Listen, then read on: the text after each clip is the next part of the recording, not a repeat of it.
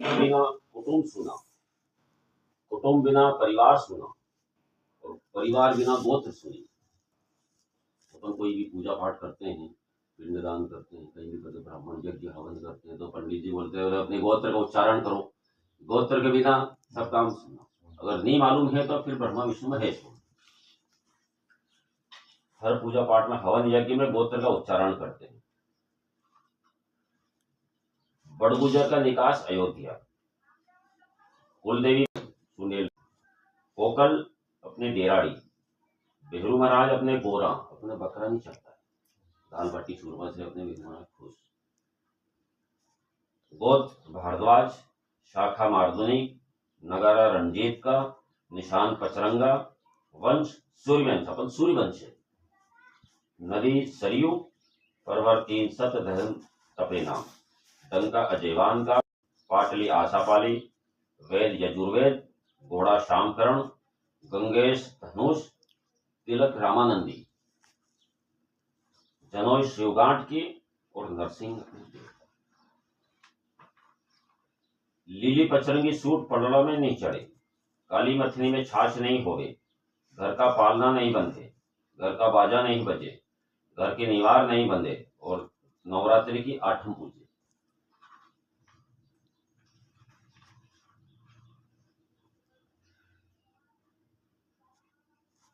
राजा दशरथ जी के तो 4 पुत्र हुए, राजा रामचंद्र, लक्ष्मण, भरत और शत्रुघ्न। राजा रामचंद्र जी की पत्नी राठौड़, राजा जनक की पुत्री सीता सतवंती हुई। जनी का बेटा तो लव और कुश हुआ। लव जी का तो अग्निवरण जी और सीतावरण जी। अग्निवरण जी की औलाद तो गहलोत सिसोदिया हुई। अग्निवरण जी की औलाद गहलोत सिसोदिया हुई, और सीतावरण जी की औलाद तो बड़गुजर हुआ। अपन दोनों भाई बहन, एक भाई की औलाद सिसोदिया, एक की बड़गुजर। और कुश जी के कछावा हुए, तो अपना कछावा में भी रिश्ता नहीं होता है, वो भी अपने भाई बहन। सीतावरण जी का लवधक राजा, लवधक राजा का रायधक राजा, रायधक राजा का असमाल राजा, असमाल राजा का नौभग राजा, नौभग राजा का धनंदेय राजा, धनंदेय राजा का लवघ्रत राजा, लवघ्रत राजा का नरपत राजा, नरपत राजा का समरदेन राजा, समरदेन राजा का दिलीपदेव राजा, दिलीपदेव राजा का भीमपाल राजा, भीमपाल राजा का दुलेपाल राजा, दुलेपाल राजा का तावट राजा, तावट राजा ने गढ़ देवती राजौरगढ़ को राज की दो। अपन राजौरगढ़ से निकले। बड़गुजर दिल्ली के सुल्तान से बड़ा भारी झगड़ा हुआ। बादशाह अलाउद्दीन डोला मांगता था। 5000 आदमी मारे गए, 500 घोड़े मारे गए, 50 ब्राह्मण काम में आए। संवत 1534 का साल में जब गढ़ खाली करके अपना अपना जीव लेने भागी निकले, संवत 1534 का साल में छोरी चाकर ने रानिया सहित जीव लेके भागे।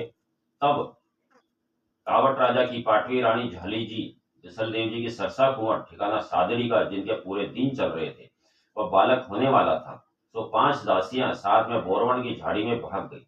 तब उस झाड़ी में बड़ के नीचे बालक पैदा हुआ। तब रानी व दासी सब बालक को वहीं जंगल में छोड़कर भाग गए। जब दूसरे दिन धूप आई तो बड़ के नीचे बालक रोने लगा। तब गुग्गू ने आकर पंख से बालक की छाया करी। ऐसे 3 दिन तक गुग्गू ने बालक की निगरानी करी। फिर एक गुजर बकरी चराता चराता वहां से निकला, तो गुजर को देखकर गुग्गू उड़ गया। फिर गुजर ने विचार किया कि मेरी औलाद नहीं है तो मेरा नाम रहेगा। ऐसा करके गुजर बालक को पालन पोषण करने लगा। उस बालक का नाम तोमर सिंह हुआ। फिर लड़ाई बादशाह से सामधान हुई। फिर कई दिन बाद रानी जी ने राजा साहब को बताया कि जिस दिन बादशाह से झगड़ा हुआ उस दिन बड़ के नीचे एक बालक का जन्म हुआ था। तब राजा ने दासी को साथ में लेकर जहां पुत्र का जन्म हुआ वहां आए।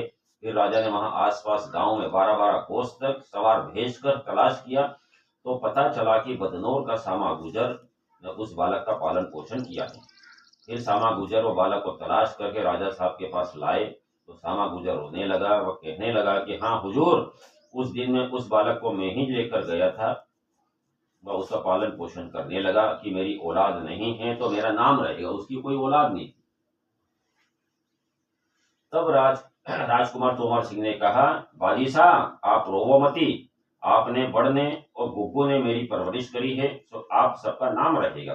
तब तोमर सिंह ने कहा कि मेरी जो औलाद होगी वो बड़गुजर कहवाएगी। उस दिन से बड़गुजर राजपूत के वहां राजा तोमर सिंह के चौहान, भान राजा के शेरू कुंवर, सोना की सांकड़ी दीनी, दूजी फिर दूसरी शादी करी, कोई वंश नहीं। इससे पहले भरद्वाज था क्या? इससे पहले गोत्र भरद्वाज चलता था। दूजी पमार राजा कुंभाजी की पिराण कुंवर, सोना को लंगर दीनो, ठिकाना सादड़ी का जनी का बेटा तो 13 हुआ। अभी से 13 शाख का बड़गुजर हुआ। उनके 13 बेटे हुए तो 13 बेटे के 13 शाखा हुई अपनी। खंडाहेड़ा बड़गुजर, बहेड़ा बड़गुजर, मंडाहेड़ा बड़गुजर, सासिया बड़गुजर, रोहेड़ा बड़गुजर, आमेटा बड़गुजर, टामेटा बड़गुजर, महेंद्रा बड़गुजर, राईजादा बड़गुजर, चंडेरा बड़गुजर, सिकरवार बड़गुजर, सुनेरा बड़गुजर और ससिया वनराजोट बड़गुजर। अब ये ससिया वनराजोट पहु पडरिया में, पहु पडरिया, ढाबला धीर, ऐसे 5-6 ठिकान ये इनके वनराजोट। सूर्यवंशी रघुवंशी केवाड़ा, तो फिर से रायजादा बड़गुजर केवाड़ा। शमशाबाद में यह ठिकाना भेलसा विदिशा की तरफ है। गणगौर की मूर्ति एक बड़गुजर राय, ये गणगौर के बारे में बताऊंगा, गणगौर क्यों नहीं पूछते हैं उसके बारे में। शमशाबाद में यह ठिकाना भेलसा विदिशा की तरफ है। गणगौर की मूर्ति एक बड़गुजर रायजादा जाति का महाराम का डाका डालकर बूंदी शहर से विजय करके लाया था। गणगौर की मूर्ति डाका डाल के रायजादा, बड़गुजर रायजादा जाति का महाराम का डाका डालकर बूंदी शहर से विजय करके लाया था, जिसका महल का अर्धभाग आज भी मौजूद है। करीब 150 वर्ष हुआ है। यह गणगौर बूंदी नरेश की थी।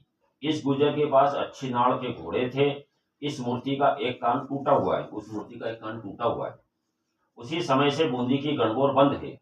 एक कान टूटा हुआ है, इसलिए उसकी गणगौर बूंदी की बंद है। परंतु यह मूर्ति अति सुंदर है। यह कस्बा सांपन नदी के किनारे बसा हुआ है। कहते हैं कि दिल्ली के पास के ठिकाने से रायजादा बड़गुजर वंश के राजपूतों दिल्ली के बादशाह को डोला नहीं देने के कारण वहां से अपना राजपाट छोड़कर वह लोग यहाँ आकर बसे। जब दिल्ली के बादशाह को पता लगा तो उसने अपने गुप्तचर इनके पीछे लगाए। वह लोग भी इसी ठिकाने के पास 1 मील की दूरी पर नसरतगढ़ में आकर बसे। तत्पश्चात इन गुप्तचरों ने रायजादा खानदान के लोगों से अपने भाईचारा का संबंध जोड़ा। इस चालाकी को रायजादा खानदान जान न सके। कुछ समय बाद एक दिन ये गुप्तचर लोग शमशाबाद आए और यहीं एक किला बनाकर इनके साथ रहने लगे। एक दिन इन मुसलमान गुप्तचरों ने रायजादा खानदान के समस्त लोगों को अंतरपान का निमंत्रण दिया व नाच रंग का जलसा किया। जब देखा कि रायजादा खानदान के सारे लोग नशे में चूर बैठे हैं तो इन्होंने अपनी पूर्ण योजना के अनुसार किले में बैठक के कमरे में बारूद बिछा रखी थी। फिर इस कमरे के किवाड़ बंद करके आग लगा दी। सब अंतरपान के लिए बुलाया, नाच गाना सब हो रहा था, तो उन्होंने बारूद बिछा रखा था और किवाड़ बंद के आग लगा इस कमरे के किवाड़ बंद करके आग लगा दी और पूरा रायजादा खानदान खत्म हो गया। इसके बाद जितने भी स्त्री पुरुष और बच्चे बचे थे सबको कत्लेआम कर दिया।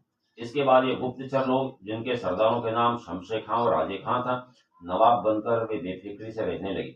और इनको इस बात का अंदाजा न था कि इस अन्याय का बदला लेने वाला परमात्मा ने बचा रखा है।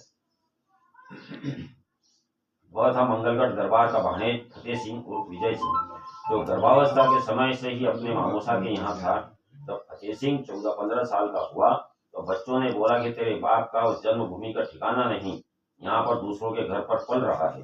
फिर फतेह सिंह ने तुरंत अपनी माता के पास पहुंचकर सब हालचाल पूछना चाहा तो माता ने बताने से इनकार कर दिया। तो फतेह सिंह आत्महत्या को तैयार हो गया। तो फिर मजबूरन माता ने बीती सारी हुई घटना बताई। फिर फतेह सिंह बदला लेने को तैयार हुआ।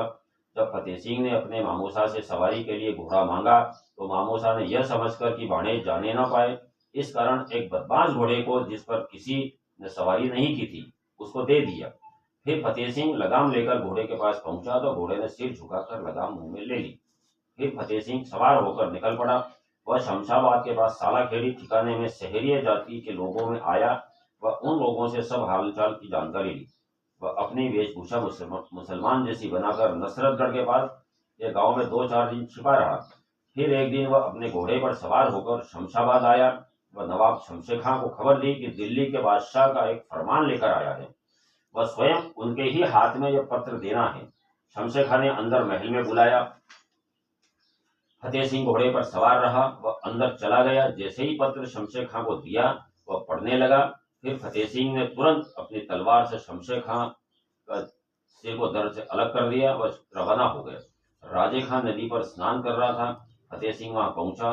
दोनों में 2 घंटे तक युद्ध हुआ। फिर फतेह सिंह ने उसे मारकर एक तालाब में फेंक दिए। वह रवाना होने ही वाला था कि मंगलगढ़ से मामूसा की खोज आ गई। फिर क्या था, अन्याय का बदला अच्छी तरह से ईंट का बदला पत्थर से लिया। आज भी इस खानदान के रायजादा बड़गुजर लोग शमशाबाद के आसपास के 12 ठिकानों में विराजते हैं।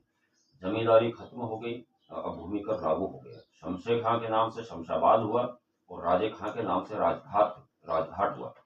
शमशाबाद को पहले सूर्यनगर कहते हाँ, सूर्यनगर था पहले। सूर्यनगर कहते।